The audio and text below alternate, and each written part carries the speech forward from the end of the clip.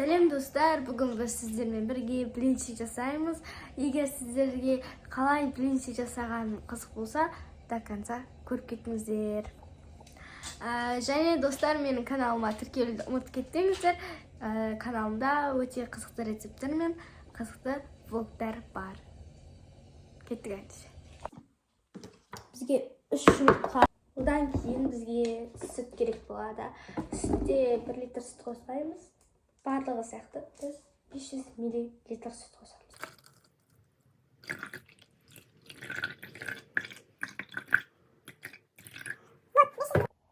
Мінекей бізге бірінші 500 мл сүт, 2 қасық немесе 3 қасық осындай шекер, жұмыртқа және майдан да 3 қасық немесе 2 қасық май. Осындай 6 қасық ұн керек болады. Көріп тұрғандарыңызды тек қана бізде өлшеушімен өлшенген сүт қана. Қалғандары кәдімгідей қолмен өлшеп сала беруге болады, көзбен өлшеп. Бірінші бізде жұмыртқалар болғандықтан бірінші жұмыртқаны жарып алайық.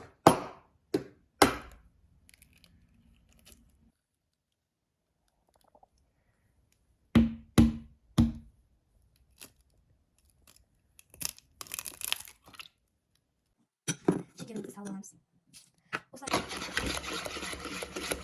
Майды осылай аз-аздан қосып отырып, араластырамыз. Мен камераны ұстап тұра алмай жатырмын. Потому что бізде камера ұстайтын мобилографта, лампада шығасет. Араластырып болды.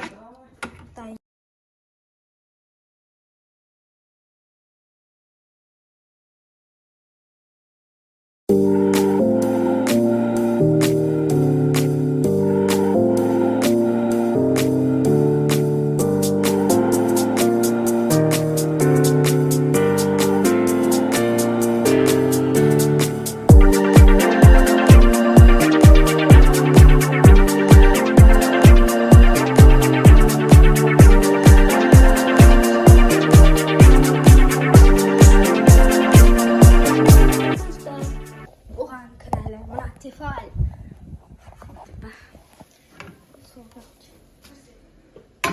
Нормально шықты бұрай.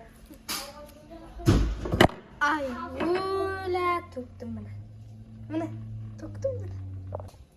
Мінекей достар, бізде осындай блинчиктер шықты. Жыртылмайды. Пісіріп жатқан кезде, аударып жатқан кезде өте керемет осындай блинчиктер шықты. Сіздерге істеп көруге кеңес беремін. Өте керемет болып шықты. Бастысы рецептпен істеу керек сіздер. Алғашқы жасағаннан шығады екен.